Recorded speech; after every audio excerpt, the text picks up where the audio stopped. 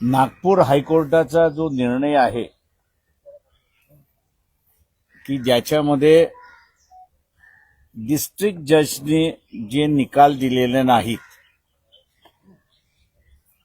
त्यांच्या संदर्भातला जो निर्णय घेतलेला आहे की ते पोस्टपोन मतदान तिथलं जे पोस्टपोन करण्यात आलेलं आहे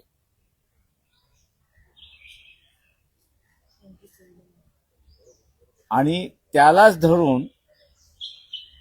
हायकोर्टामध्ये असताना जी पिटिशन दाखल करण्यात आली 2 दिवसापूर्वी काउंटिंगच्या संदर्भातला असताना जी पिटिशन दाखल करण्यात आली आणि त्याच्यामध्ये कोर्टाने असणारा जो निर्णय दिला कोर्टाने जो असणारा निर्णय दिलेला आहे तो निर्णय पूर्णपणे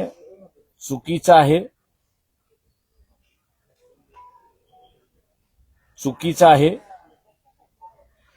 अधिकार नसताना दिलेला निर्णय आहे आणि त्यामुळे आता एक नवा पेच निर्माण झालाय अशी असणारी परिस्थिती आहे।